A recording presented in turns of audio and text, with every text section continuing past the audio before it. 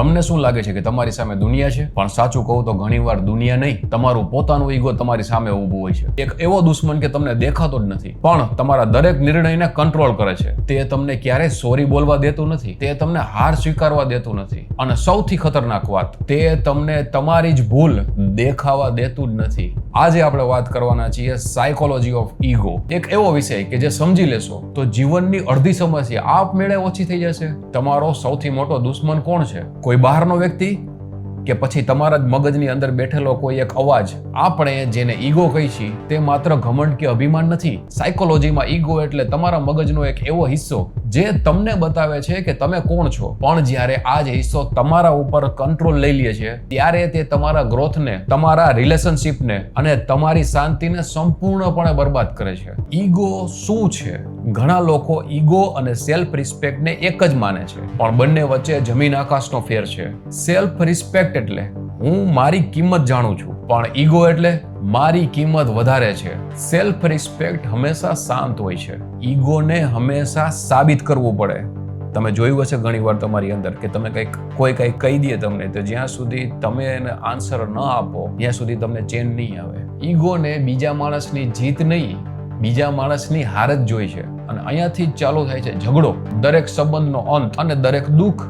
Psychologist સિગમન્ડ ફ્રોઈડના મતે મનુષ્યનું મન 3 વસ્તુઓથી બનેલું છે: ઈચ્છાઓ, નૈતિકતા અને ઈગો. આ બે વચ્ચેનું બેલેન્સ. પણ આજના સમયમાં ઈગો એક નવું રૂપ જ લઈ ચૂક્યો છે. ઈગોનો સૌથી મોટો નકાબ છે કે મારે સાચા સાબિત થવું છે. તમે ક્યારેય વિચાર્યું છે કે લોકો સામાન્ય વાતચીતમાં પણ ઝઘડવા કેમ લાગે છે? જ્યારે તેમના વિચારો પર સવાલ ઉઠવામાં આવે છે ત્યારે તેના ઈગોને લાગે છે કે પોતાના અસ્તિત્વ પર હુમલો થાય છે. ઈગો આપણાને એવું માનવા પર મજબૂર કરે છે કે જો હું ખોટો સાબિત થયો તો મારી કિંમત જ નહીં રહે, અને આ જ કારણે આપણે ભૂલો સ્વીકારતા નથી. ઈગો કેવી રીતે જન્મે છે? કોઈ બાળક ઈગો લઈને જન્મતું નથી, તો પછી ઈગો આવે છે ક્યાંથી? બાળપણથી જ્યારે લોકો કહેવા લાગે કે તું સૌથી બેસ્ટ છે, તું ક્યારેય ખોટો નથી, લોકો શું કહેશે, આવા શબ્દો આપણી અંદર ધીમે ધીમે એક ખોટી ઓળખ બનાવી દે છે. પછી માણસ પોતાની સાચી ઓળખ કરતા બીજાની નજરમાં પોતાની ઇમેજ બચાવવામાં વધુ જીવે છે, અને ત્યાં જન્મે છે ઈગો.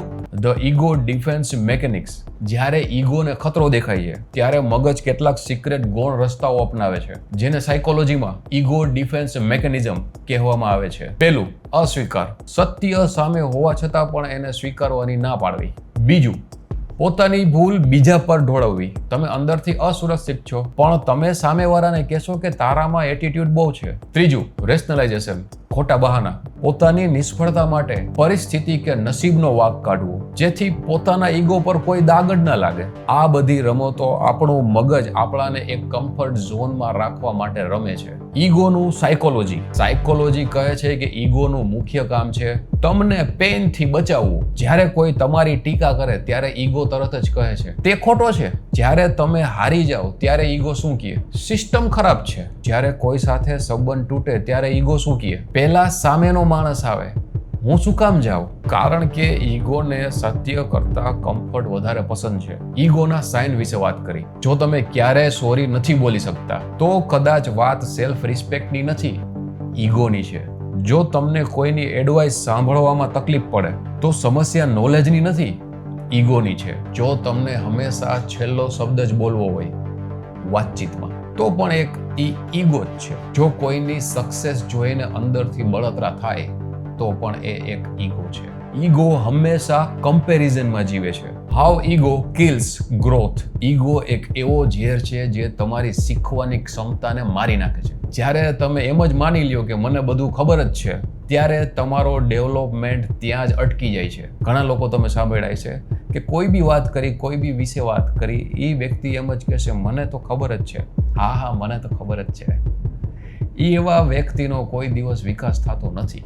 દુનિયાના મોટા મોટા બિઝનેસ, મોટા કલાકારો અને મહાન રિલેશનશિપ માત્ર એક જ વસ્તુથી તૂટી ગયા: હું સાચો છું, તું ખોટો છે. આ જ વસ્તુથી તૂટી ગયા. ઈગો તમને તાત્કાલિક જીતનો અહેસાસ કરાવી દે છે, થાય ને એવું, પણ લાંબા ગાળે તે તમને એકલો અને નિષ્ફળ બનાવી દેશે. ઈગો રિલેશનશિપને કેવી રીતે તોડે છે?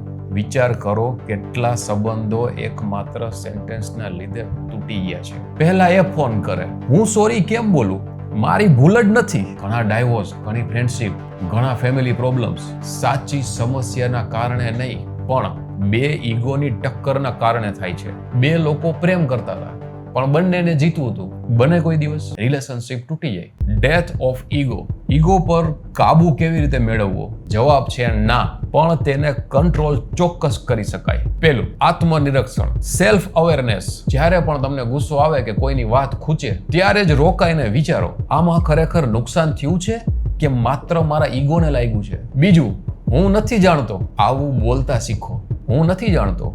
જે વસ્તુની આપણને ખબર ના હોય એમાં આપણે ના પાડી શકીએ. ઘણા લોકો તમે જોયા હશે, એમને તમે કોઈ બી વિશે વાતચીત કરો, એમ જ કહેશે હા મને બધી ખબર જ છે, હા હું તો જાણું છું. તમે નથી જાણતા તો એમાં ના પાડવામાં શું જાય? પણ નહીં, માણસોનો ઈગો સીધે સીધું કહી દે હા મને ખબર છે, હા હું તો જાણું છું. અજ્ઞાનતા સ્વીકારવી એ કોઈ નબળાઈ નથી, પણ નવી વાત કે નોલેજ શીખવાની શરૂઆત થાય છે. ત્રીજું, પોતાની જાતને વિચારોથી અલગ કરો. તમે જે વિચારો છો કે તમે જે કરો છો તે માત્ર તમારું એક પાસું છે. તમે તમારો ઈગો નથી. તમારા ઈગોને શાંત કરો અને તમારા મનને ખુલ્લું રાખો. કારણ કે જે ઝાડ નમતું નથી તે વાવાઝોડામાં સૌથી પહેલા તૂટી જાય છે. દરેક વખતે જ્યારે તમને ગુસ્સો આવે પોતાને એક પ્રશ્ન પૂછો, મને ખરેખર દુઃખ થયું છે કે મારો ઈગો હર્ટ થયો છે? આ એક પ્રશ્ન તમારું આખું જીવન બદલી શકે છે. બીજો પ્રશ્ન, જો હું સાચો ન હોઉં તો?